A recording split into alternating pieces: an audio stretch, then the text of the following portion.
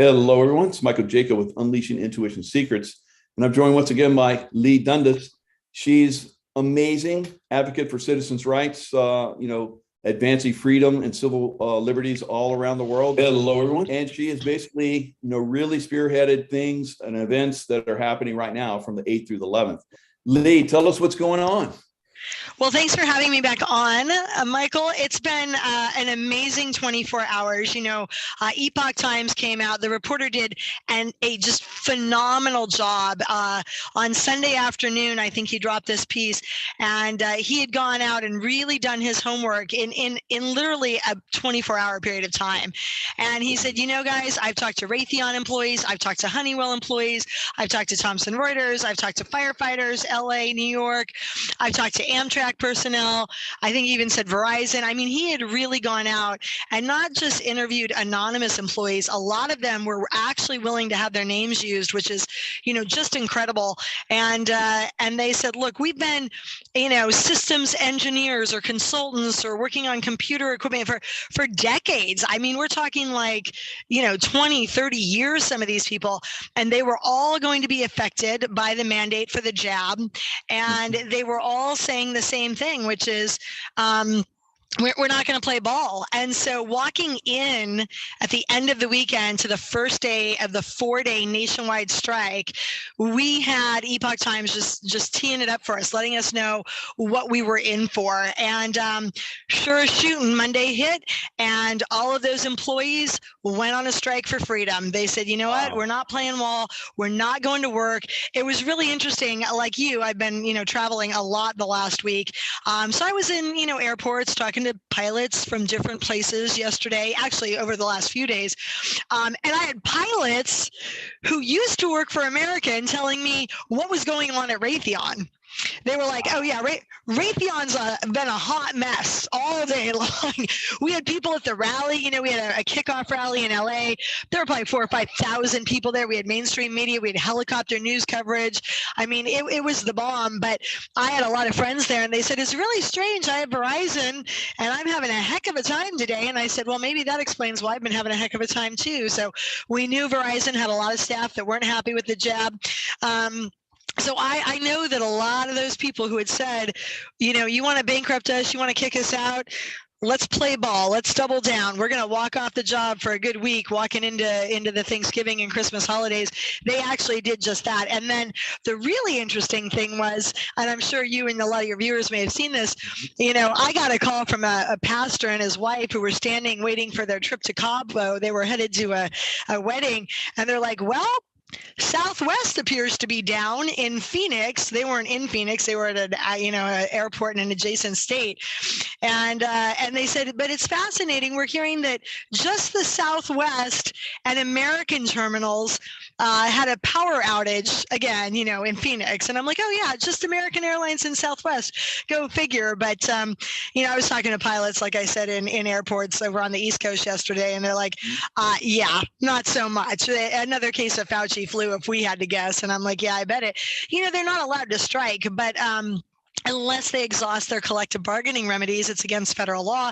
And nobody was telling him to do it. But as I mentioned, I think the first time I came on here last week, I can't advocate for you to do something illegal, nor would I as an attorney, but neither can I hold you back. I'm not your keeper. If you decide you are gonna, you want to go on you have a sick day, that's on you. And if a lot of your friends have a sick day at the same time, well, that's their decision. They're, I'm not a nanny government, unlike, my governor here in California thinks he is.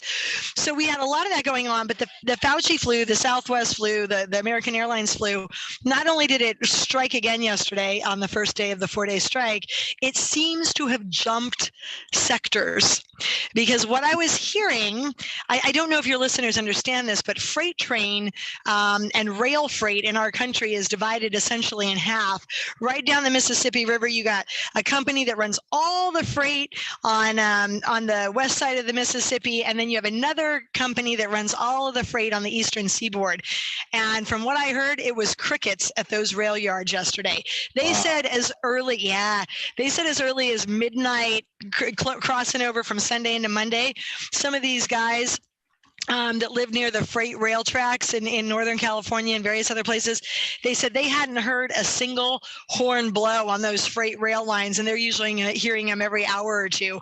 And then other folks who work in places like that were saying that they had to guess that 85 to 90% of the staff that work in rail on my side of the Mississippi, on the western side of the Mississippi, in the key areas and the key geographies, just weren't there yesterday. Just weren't there. Wow. And then, did you see the Procter & Gamble video?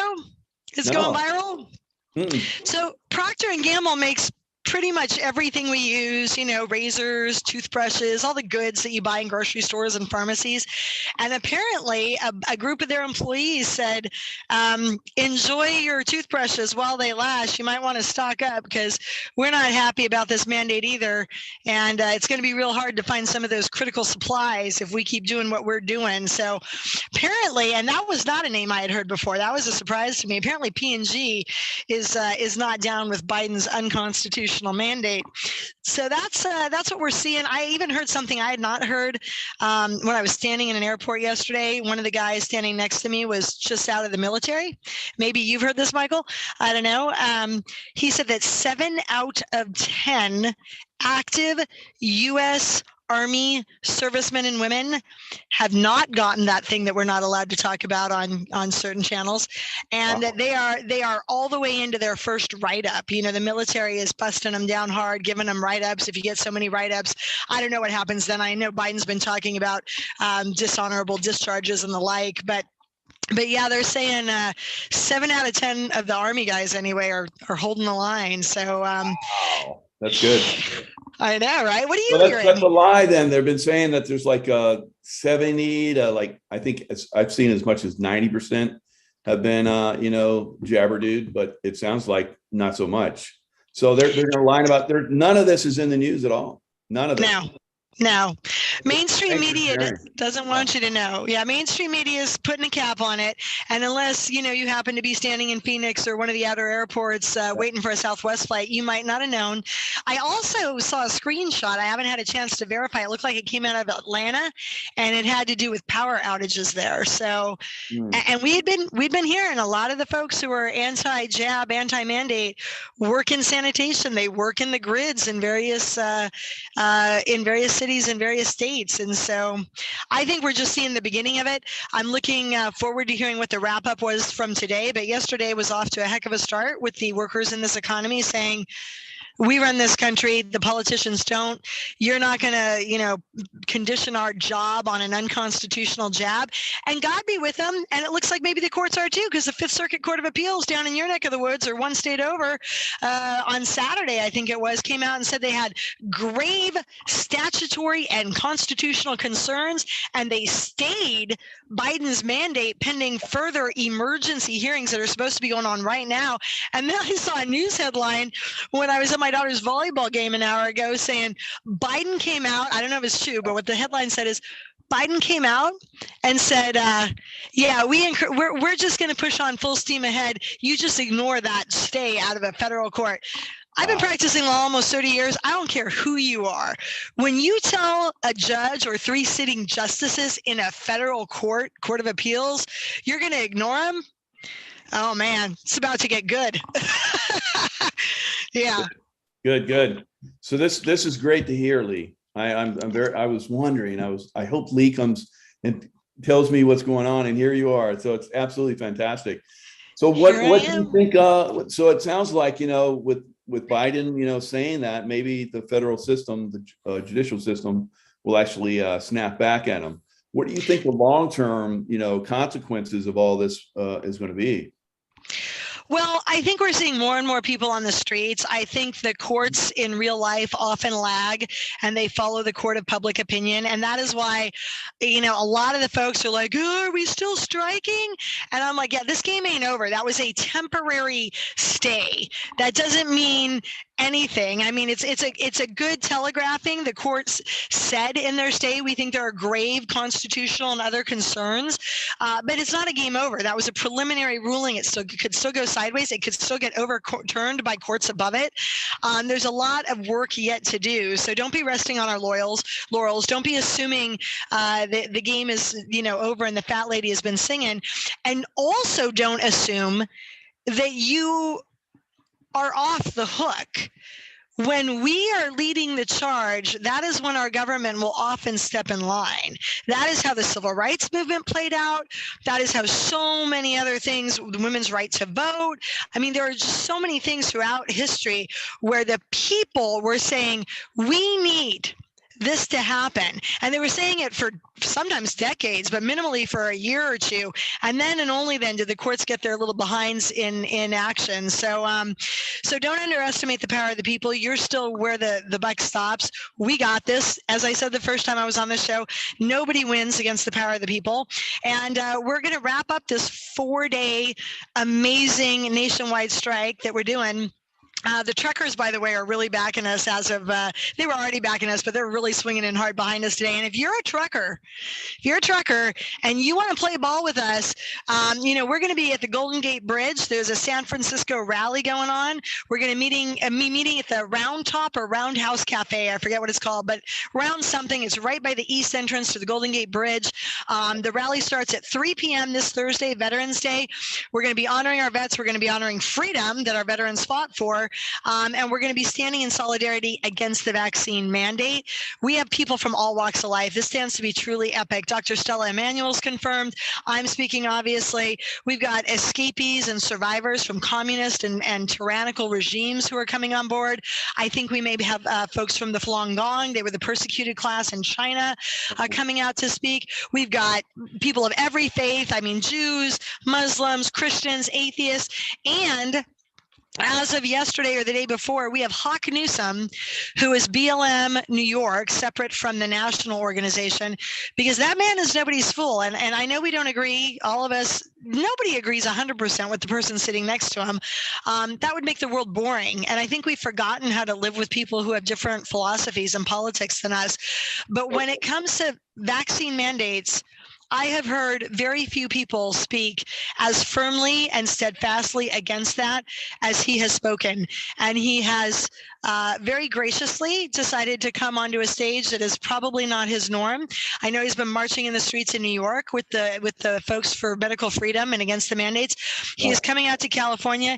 He is going to be on our stage. It is going to be an epic rally as the sun sets over the Golden Gate. I encourage you, if you're anywhere in the States and you can find a ticket to an airline that's still having planes fly, which is the challenge, you should get out here because you don't want to miss it. 3 p.m., Golden Gate Bridge, East Entrance, Roundhouse Cafe. Text the word freedom to 53445.